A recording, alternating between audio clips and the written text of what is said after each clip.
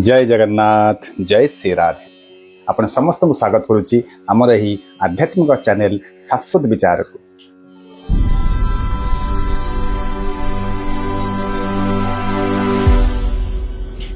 आपण मानक प्रश्न आसीथिला जे बड़ एकादशी विषय एक वीडियो आनिया पई बड़ एकादशी गुड़िक केउगुड़िक बड़ एकादशी एवं यह केउ केउ मासरे पड़ी थाए एवं यार विशेषता कौन रही ए समस्त विषय एक वीडियो आनंद से आज वीडियो चर्चा रही बड़ एकादशी विषय रे। प्रथम जिनस मुझे कहवाक चाहूँगी जे वर्षक जो 24 एकादशी आसे बा जो वर्ष अधिमास पड़ी थाए से वर्ष आउ 2 एकादशी पड़ी थाए अर्थात 26 एकादशी आसी थाए किंतु ये 26 एकादशी बा 24 एकादशी मध्य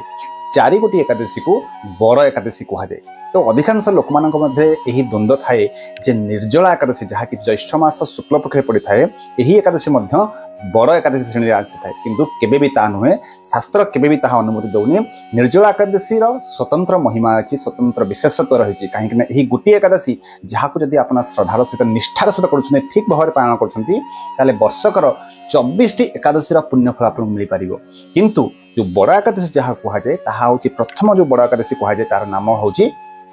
आषाढ़ मास शुक्ल पक्ष एकादशी तिथि जो एकादशी पड़े अर्थात जो दिन जो एकादशी तिथि महाप्रभु श्री विष्णु नारायण शयन रे जोग निद्रा जाती से ही एकादशी प्रथम एकादशी कहुए बड़ एकादशी अर्थात आपणकर देव शयनी एकादशी आषाढ़ मास शुक्ल पक्ष एकादशी और द्वितीय एकादशी जितेबले श्री विष्णु नारायण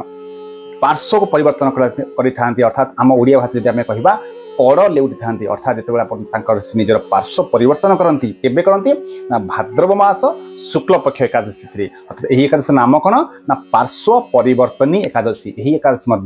बड़ एकादशी श्रेणी आसुअछि। तृतीय बड़ एकादशी नाम हूँ जितेबले भगवान श्री विष्णु नारायण निज जोगनिद्रा उठी था अर्थात देव उठिनी एकादशी जहाँ कहुए केबे आसी थाए ताहा होछि कार्तिक मास शुक्ल पक्ष एकादशी तिथि जहाँ कहुए देव उठिनी एकादशी। तो यही 3टी एकादशी पर आउ गोटे एकादशी अच्छी जहाँ को समस्त मन में आसी थाए निर्जला एकादशी को समस्त भावती बड़ एकादशी बोली किंतु ताहा केबे नुह ताहा होची माघ मास शुक्ल पक्ष तिथि जो एकादशी तिथि आसी थाए ताहा एकादशी नाम होची जया एकादशी बा भौम्य एकादशी यही एकादशी को मध्य बड़ एकादशी कह जाए। तो यही भाव में यही 4 गोटी एकादशी को बड़ एकादशी श्रेणीभुक्त करा जायछि एवं समस्ते प्राय अधिकांश भक्त माने यही बड़ एकादशी जदि 24 एकादशी करि पारु नाहंती तेबे समस्ते यही 4 गोटी बड़ एकादशी को करती और यही व्रत रक्षा करती किंतु मुझे समस्त अनुरोध करी समस्ते व्रत 24 एकादशी जाक प्रत्येक उभय पक्ष शुक्ल पक्ष हो बा कृष्ण पक्ष हो प्रत्येक एकादशी व्रत को करवा निहाती आवश्यक